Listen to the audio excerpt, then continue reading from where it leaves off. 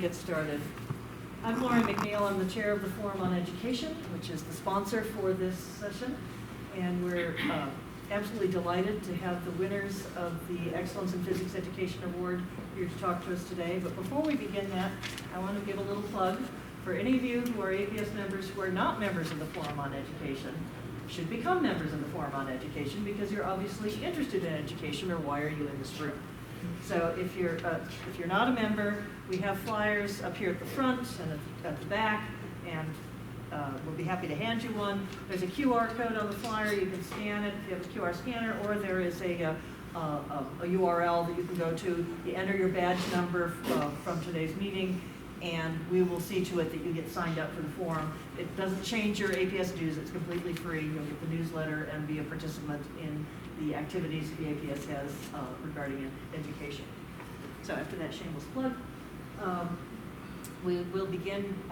The session is the prize session to honor the winners of the Excellence in Physics Education Award, and they are Lori Langdon, Richard McRae, Steve Pollack, Valerie Otero, and Steve Iona, all of them from University of Colorado Boulder. Steve Iona is also at the University of Denver, and we're absolutely delighted to have some of them here today.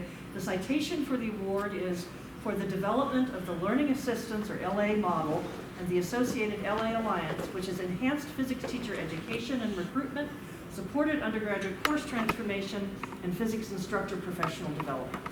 And so we'll begin with a talk by Valerie Otero.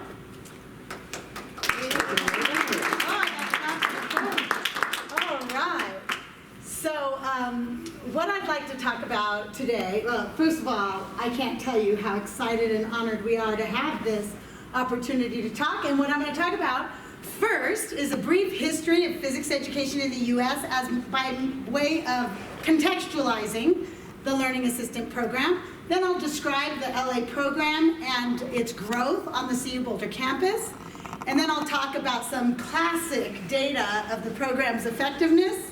And then I'll provide some new data regarding the mechanisms for effectiveness.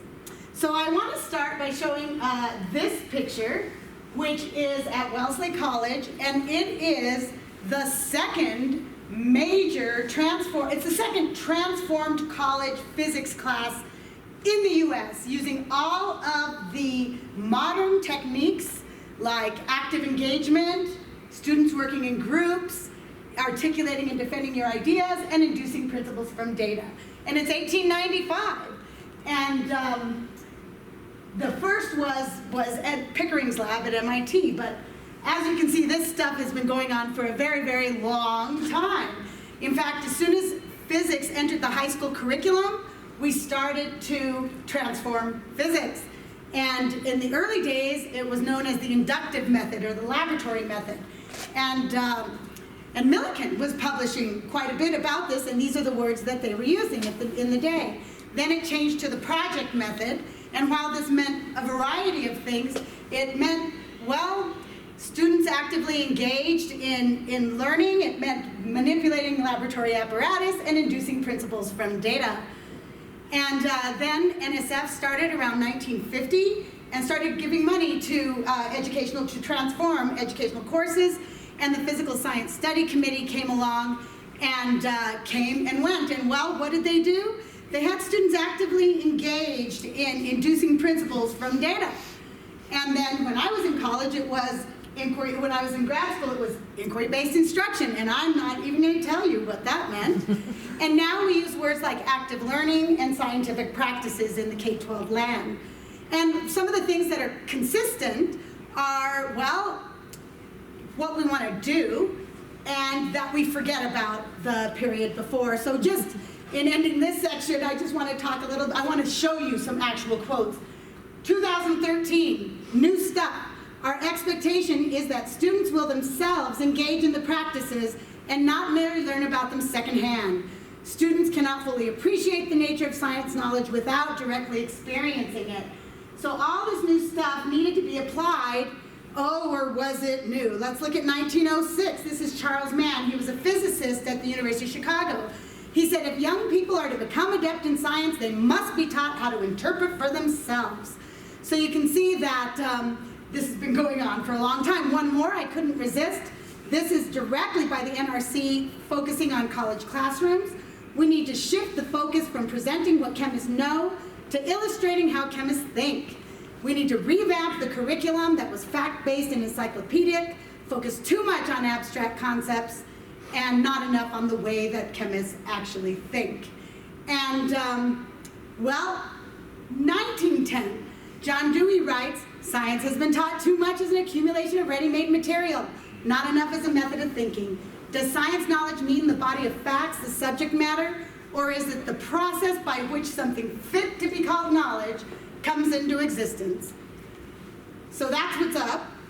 We have a sense of what to do. We always have. In fact, you could see in some of the classic writings, even Millikan was doing it. You're probably doing it.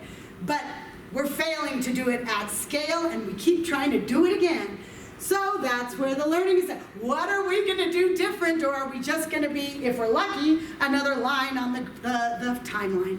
So that's what I'm going to talk about now.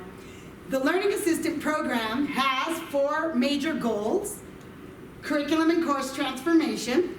And Dick McCrae, when he began the program, we continue to be interested in teacher recruitment and preparation. That was one of the major reasons for beginning the LA program in the first place.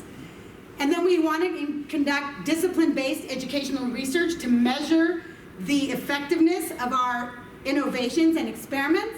And then this is associated with institutional change. All of these things pretty much interact synergistically, hopefully through the LA program. Now I'll show you a generalized model of the LA program. This is a generalized model of a traditional classroom where you have one instructor and a whole bunch of students. And some of our large classrooms at CU Boulder are very large. They could be, intro physics is like 1,200 students. But don't worry, we separated into 2 sections so we could really engage in that active learning. No, we use LAs.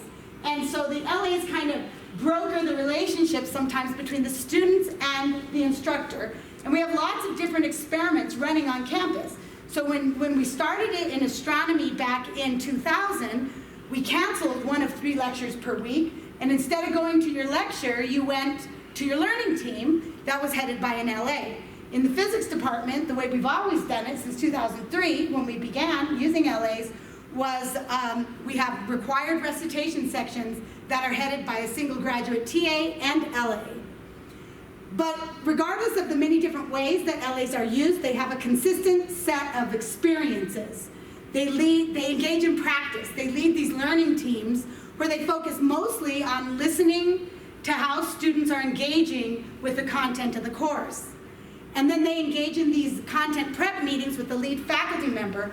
And usually you'll be doing your planning on your own, but now you're planning with LAs. You're planning for the upcoming week, you're reflecting on the previous week, you're analyzing assessment data. And then the pedagogy course, where they learn concrete strategies that they can apply tomorrow, as well as the theory and the cognitive science that underlies those methods. And the LAs move the information throughout the system. So let me show you some data about the effectiveness of the program. This is what we looked at was institutional data from 2001 to 2016, and we looked at the students who did and those who did not have at least one LA-supported course. And what we found was a decrease in odds of failing by about 60%. And then this is some course achievement data.